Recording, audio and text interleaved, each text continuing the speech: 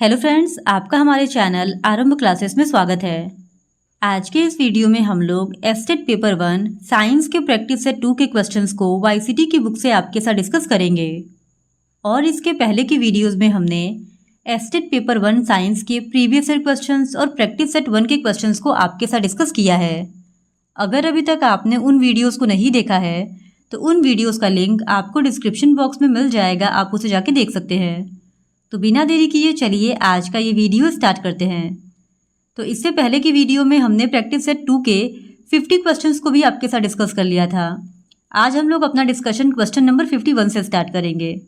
तो question number 51 है, स्रोत प्रतिरोध R प्रतिरोधक में एक करंट I बनाए रखता है। यदि प्रतिरोधक में विभवांतर V है तो समय t में व्यय की गई विद्युत ऊर्जा डैश द्वारा दर्शाई जाती है। तो इस क्वेश्चन का सही जवाब हो जाएगा ऑप्शन ए, VI²T। फिर क्वेश्चन नंबर 52, किसी विद्युत सर्किट के दो बिंदुओं के मध्य एक इकाई आवेश के स्थानांतरण में हुआ कार्य डैश कहलाता है। तो इस क्वेश्चन का सही जवाब है ऑप्शन बी, धारा। फिर क्वेश्चन नंबर 53, विद्युत वाहक बल का मान एप्सिलॉन इक्वल्स टू डैश के बराबर होता है।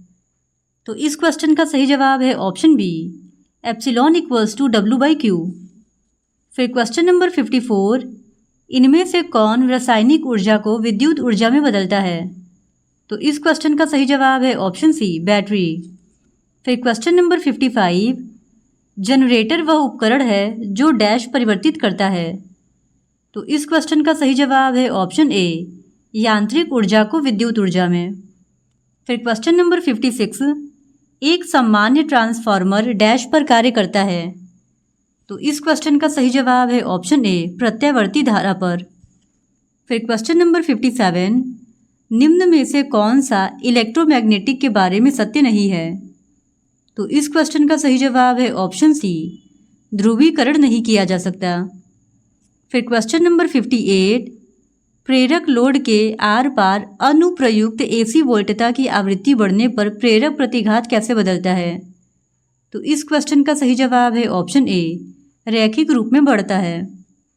फिर क्वेश्चन नंबर 59, AC सर्किट में पूर्ण प्रतिरोध को डैश कहा जाता है।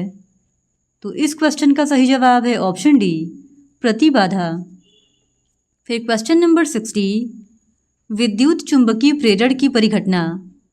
तो इस क्वेश्चन का सही जवाब है ऑप्शन सी, कुंडली तथा चुंबक के मध्य अपेक्षित गति के कारण कुंडली में विद्युत धारा प्रेरित करना है।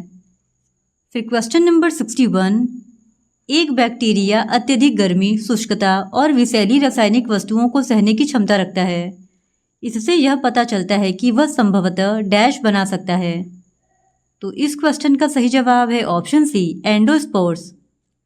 फिर क्वेश्चन नंबर 62, जिन पौधों में संवहन तंत्र नहीं होता है उन्हें डैश के तौर पर जाना जाता है।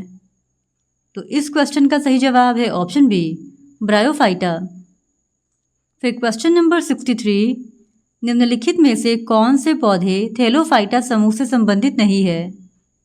तो इस क्वेश्चन का सही जवाब है ऑप्शन डी, मार्सिलिया। फिर क्वेश्चन नंबर 64, आम का वैज्ञानिक नाम क्या है। तो इस क्वेश्चन का सही जवाब है ऑप्शन डी, मैंगीफेरा इंडिका। फिर क्वेश्चन नंबर 65, निम्नलिखित में से कौन से जीव बेड मोल्ड के रूप में भी जाने जाते हैं। तो इस क्वेश्चन का सही जवाब है ऑप्शन ए, राइजोपस।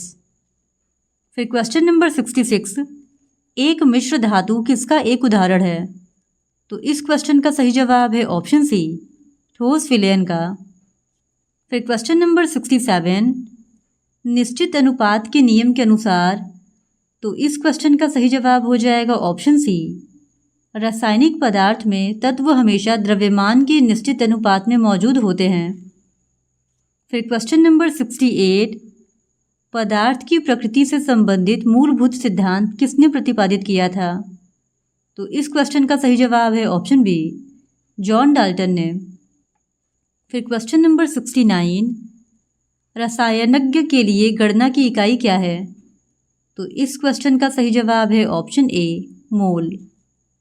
फिर क्वेश्चन नंबर 70, निम्नलिखित में से किस वैज्ञानिक ने सुझाव दिया था कि तत्वों के प्रतीकों का निर्माण तत्वों के नाम के एक या दो अक्षरों से किया जा सकता है? तो इस क्वेश्चन का सही जवाब है ऑप्शन ए, बर्जीलियस। फिर क्वेश्चन नंबर 71, डैश विद्युतीय तटस्थ और कमजोर सूक्ष्माणु पर परस्पर प्रभाव है। तो इस क्वेश्चन का सही जवाब है ऑप्शन ए, न्यूट्रिनो। फिर क्वेश्चन नंबर 72, रदरफोर्ड के अल्फा कण प्रकीर्णन के फलस्वरूप डैश की खोज हुई।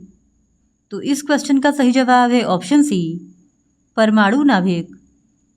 फिर क्वेश्चन नंबर 73, एम कक्ष में शामिल हो सकने वाले इलेक्ट्रॉनों की अधिकतम संख्या कितनी होती है? तो इस क्वेश्चन का सही जवाब है ऑप्शन सी, 18। फिर question number 74, chlorine gas chlorine के दो समस्थानिकों का मिश्रण है जिनका अनुपात 3:1 होता है। ये दोनों समस्थानिक निम्न में से कौन से हैं? तो इस क्वेश्चन का सही जवाब हो जाएगा ऑप्शन ए, Cl35 और Cl37। फिर क्वेश्चन नंबर 75, समभारिकों में डैश की संख्या समान होती है। तो इस क्वेश्चन का सही जवाब है ऑप्शन बी, नाभिक। फिर क्वेश्चन नंबर 76, निम्नलिखित में से किसके अणुओं के बीच आकर्षण बल अधिकतम होता है? तो इस क्वेश्चन का सही जवाब है ऑप्शन डी, ठोस। फिर क्वेश्चन नंबर 77, निम्नलिखित में से कौन सा जीव कशेरुकी नहीं है? तो इस क्वेश्चन का सही जवाब है ऑप्शन ए, केचुआ। फिर क्वेश्चन नंबर 78, निम्नलिखित में से कौन सा अंडा देने वाला स्तनधारी है? तो इस क्वेश्चन का सही जवाब है ऑप्शन डी, प्लेटिपस। फिर क्वेश्चन नंबर 79, डैश को कोशिका के पावर हाउस के रूप में भी जाना जाता है। तो इस क्वेश्चन का सही जवाब है ऑप्शन बी, माइटोकॉन्ड्रिया। फिर क्वेश्चन नंबर 80, कोशिका का वह कौन सा बाह्यतम आवरण है जो कोशिका के अवयवों को उसके बाह्य वातावरण से अलग करता है? तो इस क्वेश्चन का सही जवाब है ऑप्शन ए, प्लाज्मा झिल्ली।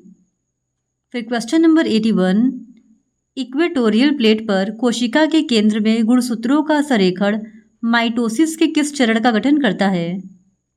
तो इस क्वेश्चन का सही जवाब है ऑप्शन सी, मेटाफेज। फिर क्वेश्चन नंबर 82, पौधों में पाया जाने वाला नीला, बैगनी या लाल फ्लेवोनॉइड वर्णक किसकी उपस्थिति के कारण होता है? तो इस क्वेश्चन का सही जवाब है ऑप्शन बी, एंथोयासनिन। फिर क्वेश्चन नंबर 83, निम्नलिखित में से कौन सा कोशिका अंग पादप कोशिका में पाया जाता है किंतु पशु कोशिका में नहीं पाया जाता है? तो इस क्वेश्चन का सही जवाब है ऑप्शन ए, क्लोरोप्लास्ट। फिर क्वेश्चन नंबर 84, कौन सा प्रोटीन उपकला कोशिकाओं को क्षतिग्रस्त होने से बचाता है? तो इस क्वेश्चन का सही जवाब है ऑप्शन ए, केराटिन। फिर क्वेश्चन नंबर 85, निम्नलिखित में से कौन सा संयोजक ऊतक नहीं है? तो इस क्वेश्चन का सही जवाब है ऑप्शन डी, कंकाल पेशी।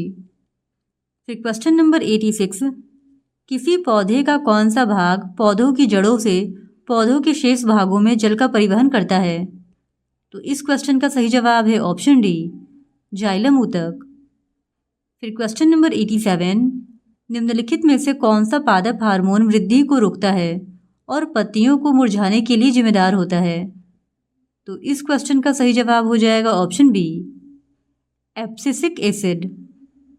फिर क्वेश्चन नंबर 88, अनुवर्तन अधिकांशतः दर्शाता है। तो इस क्वेश्चन का सही जवाब है ऑप्शन ए, किसी पौधे का दिशात्मक विकास। फिर क्वेश्चन नंबर 89, O2 का उपयोग करके पाइरूवेट का विभाजन डैश में होता है। तो इस क्वेश्चन का सही जवाब है ऑप्शन बी, माइटोकॉन्ड्रिया में। फिर क्वेश्चन नंबर 90, पौधे डैश द्वारा अतिरिक्त जल से छुटकारा पा सकते हैं।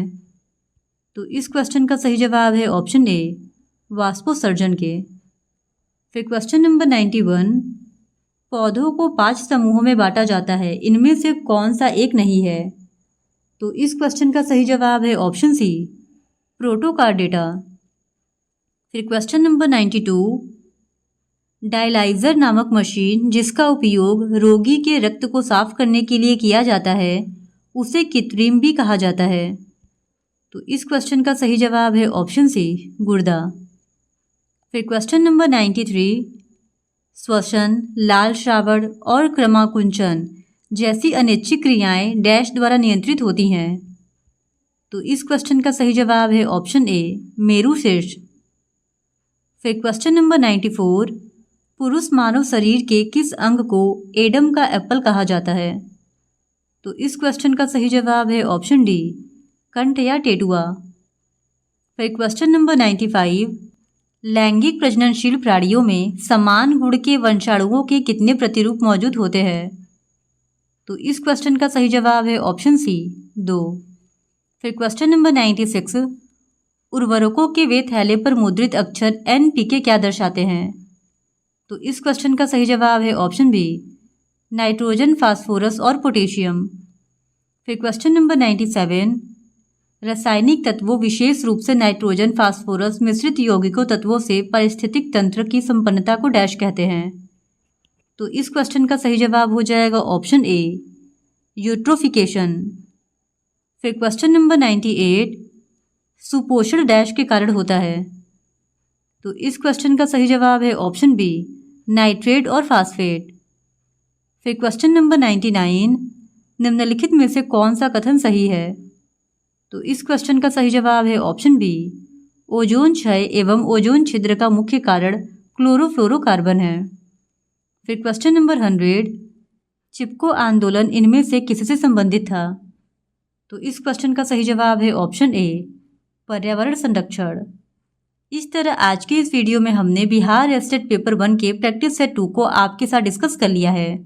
और अगर आप इसी तरह साइंस के और भी प्रीवियस ईयर क्वेश्चंस और प्रैक्टिस सेट्स को देखना चाहते हैं तो please do subscribe to our channel and like this video.